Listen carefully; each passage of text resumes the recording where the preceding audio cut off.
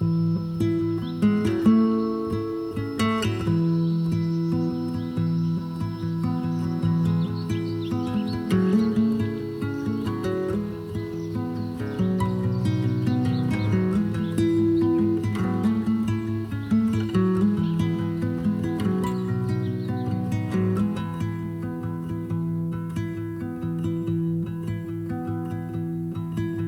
know that I've been restless and blind. Distraction couldn't cure me, and no words they would not fit. I was quietly content in myself, inviting all the darkness inside to befriend it would wrap me up in blankets of deep thoughts and death. Oh, I'm falling in, I'm falling in. But you fix it all, await the hours, crack the walls. Feels like I'm weightless, but it's you who breaks my fall. You've been the answer when I'm running from it all, chasing all my worries away. You were chasing all my worries away. You rescued me, my darling, I'll be yours.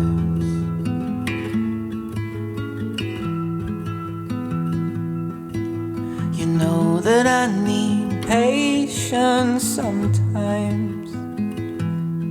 Your reaction couldn't cure me, and no words they could not fit. I was quietly erasing myself,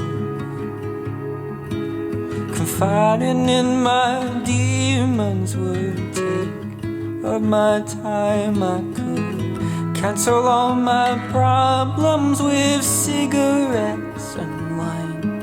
Oh, I'm falling in, I'm falling in. But you fix it all, wait the hours, crack the walls. Feels like I'm weightless, but it's you who breaks me fall. You've been the answer when I'm running from it all, chasing all my troubles away. You were chasing all my troubles away. You rescued me, my darling, I'll be hiding away. It's what I call sleep. It's hard to grasp, it's hard to eat. So don't look for me, don't look for me, don't look for me.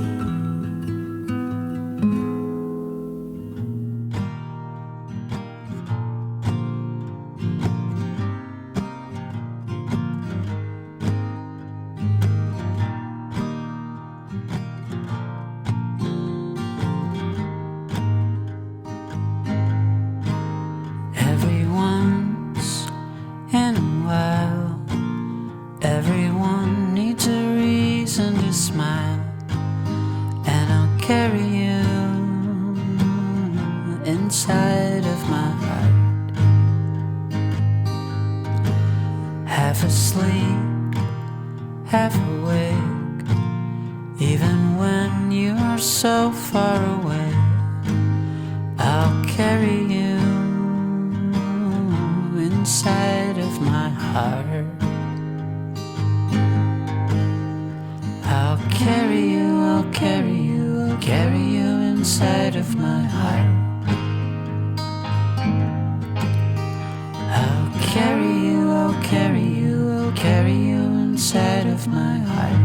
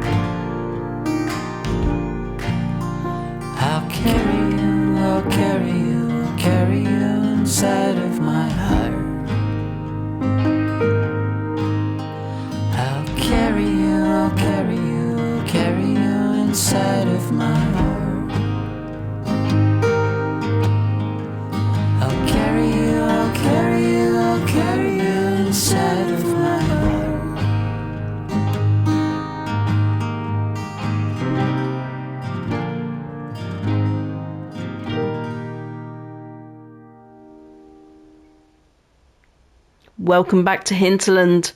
I hope you're very well. And in the opening sequence, you would have seen me wrapping up all of our grass bales. Yeah, you saw it. Look at all of these. Pile there, pile there, pile there, pile there, pile there. Pile here, there, and over there. I decided it was quicker just to move the wrapper to the location rather than moving them all to over by the fence. So I just had to get a little bit creative. We have some which are at 28%, and of course the newer ones are like 2%. Yeah. So I'm carrying on from where you saw me finish. Good news is we do have a little bit of work. So one of Ben's contacts has come through, and we are going to be harvesting this field. So I'm going to jump our fence and walk over the bridge over there. It's soybeans. Really, really nice and simple. We've got a Deutz-Fahr harvester and a Kubota tractor with a trailer, and we're just going to run around this field. Not very much money. I've had to rent the equipment, or I'm paying to use their equipment, I should say. 220 for that, and the contract's around 1,000. So, as you can see, the field is tiny. This is not going to take me long at all. So, let's jump in, shall we? All right, we're ready to go. So, as you can see, we are picking up soybeans. This is going to take us no time at all. But it would take us it would be a lot quicker if I didn't miss anything, that's for sure. Anyway, so 290,000 litres of grass bales now fermenting. And I'm in negotiation at the moment for a good price for them. Thankfully, over winter, the cows will need a lot more silage. They're not out grazing. So farmers will be making a lot more TMR mixes to keep them going through the winter months. So it has turned out to be quite the opportunist time. So I'm just waiting to hear back from Dee about the price per 1,000 litre. I'm hoping for it to be, if I could get around 1,000 litres, between 100 and 300, I think is what I might be able to get. I'm hoping. The economy's not great here. It's pretty tough, to be honest. So anything I do, even for 1,000 litres of grass or hay, it's like 30 to 50 quid for 1,000 litres. So it's tricky, but that's kind of the situation I knew I was walking into. I knew coming here, living here, was going to be a bit more of a challenge. It's just handy that we're able to get a couple of little contracts to help us along the way. So our sheep are just hanging out. They're growing up as quickly as we could ever hope for anyway.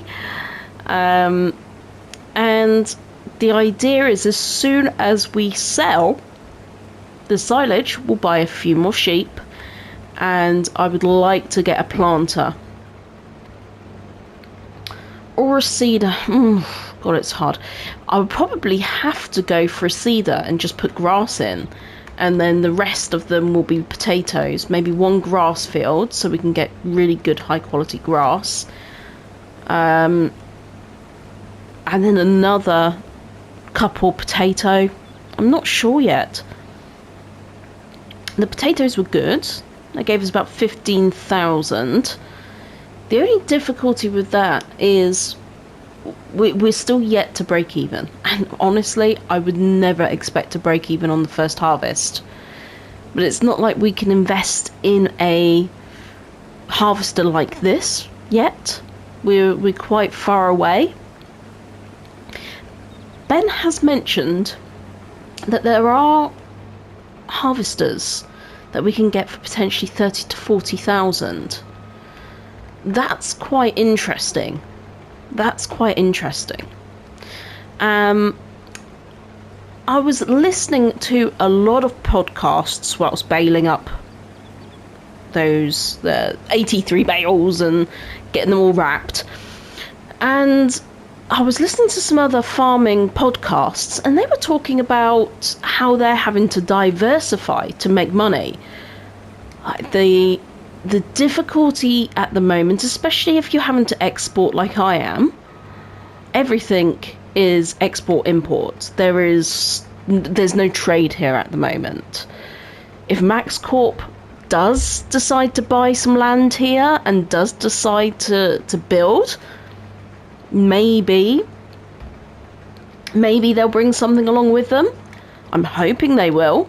Because if they do... Sorry, I was talking and I'm moving my hands around like you can see me and not actually harvesting. Getting right into the conversation. So if they do, there might be more industry here. The difficulty I have is the cost to ship. Let's just say the cost to ship potatoes. The margins are so minimal. So a lot of people now, a lot of farmers, even when they have industry around them, they're having to diversify. And this has been going on for many, many, many years. But it is something that I do need to think about. How can I diversify to create an end product that can be used? Now, this sounds crazy. I know it sounds crazy. I'm almost hoping that Max Corporation comes here. If it does, I'll have more people to sell to. I won't have to export. Because export fees are high. People have got to get paid. And like it or not, we are at the bottom of the food chain. Excuse the actual pun. We are at the bottom of the food chain.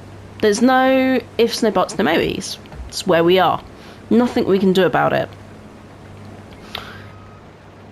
That being said, producing products, again, if we have to export them, expensive, right? If people are living here and there's more shops where we can speak to people and say, right, what would you like? What would you like to see?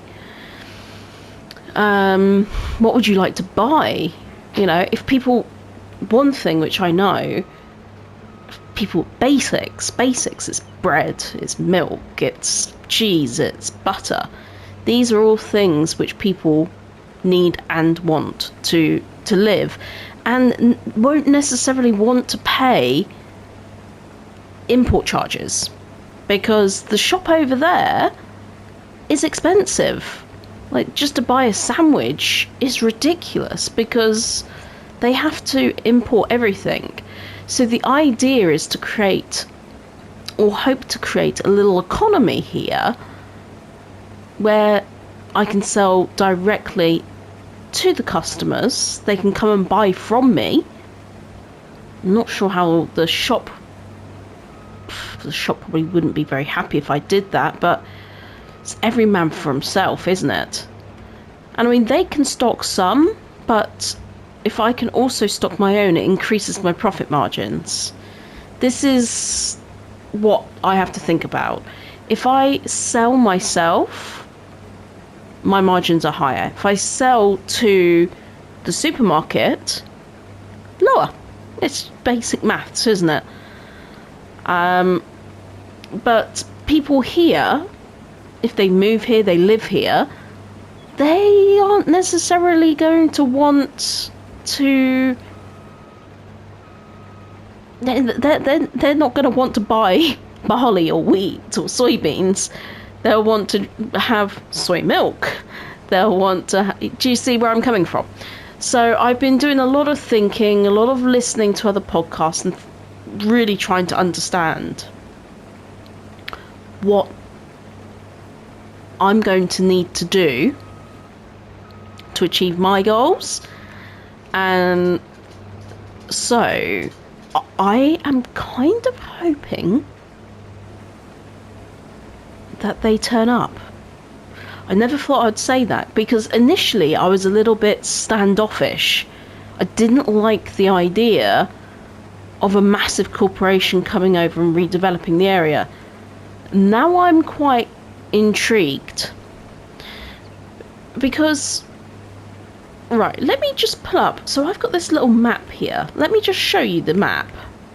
So here we go. Hope you can see it. Trying to get it in the camera angle.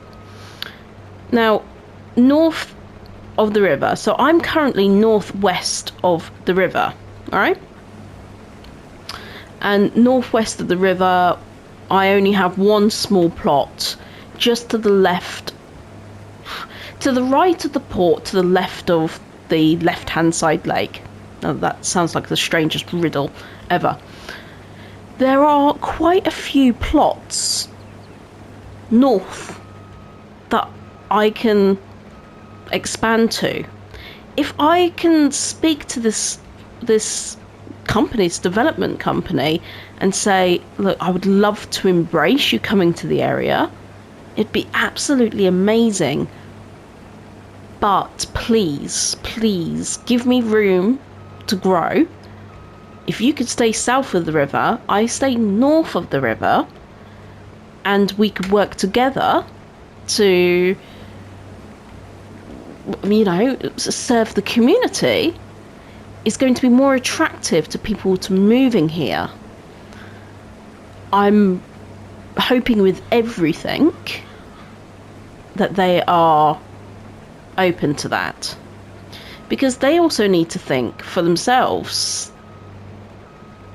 They need to make this area as attractive as possible. If it's cheap to buy a house here, because there's nothing much here, but then it's going to cost people an absolute fortune, the cost of living is going to be high, well, not so much. So there is my plan. That is my plan. My plan is to hopefully, with everything, every bit of hope, that we will get the opportunity to speak to them, to negotiate with them, and get to the point where we can have a, well, I would hope for more than a gentleman's agreement, a handshake. But do you know what? I'm small. I could be trampled. Trampled. I could be trampled on. So I need to be realistic. I have no clout. But as you can see here, if you look at the map itself, there is enough space for everybody, and even to point of they'll need meat, they'll need eggs, they need everything. They'll need everything to serve this community.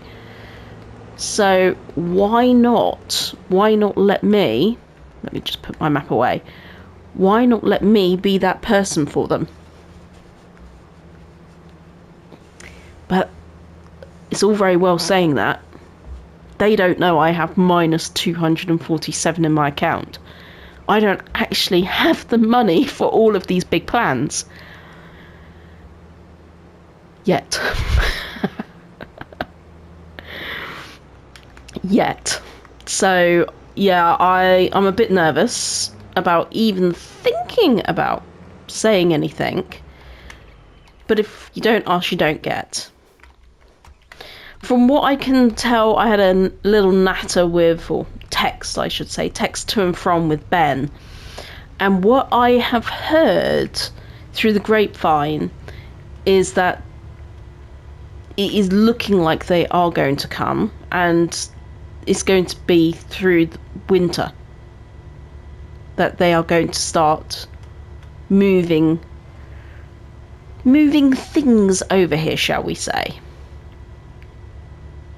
And then I suppose it'll be buying, selling.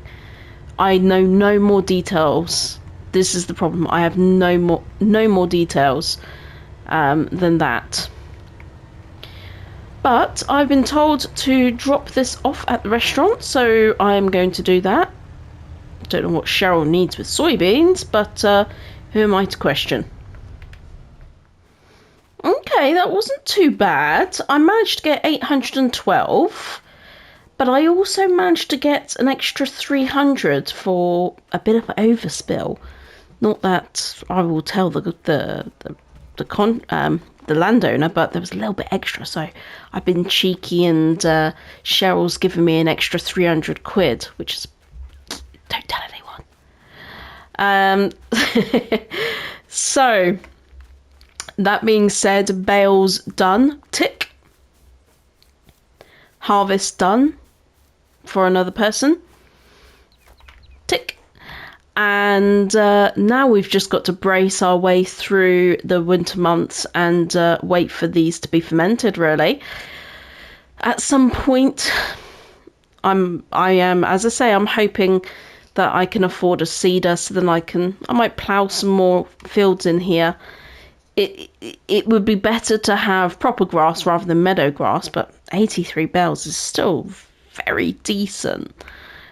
The quality of the grass obviously isn't as good because it's not fertilised, etc. But you know what? It's silage for when it's wrapped up. I just hope that they don't complain about the quality. Yeah, I will wait for it to ferment, and I will probably see you guys in a few months. So until then, I will bid you a farewell. I've got a little bit of money to tide me over through the winter months, and let's see where we are. In probably December. I'll come and natter with you in December. See you then.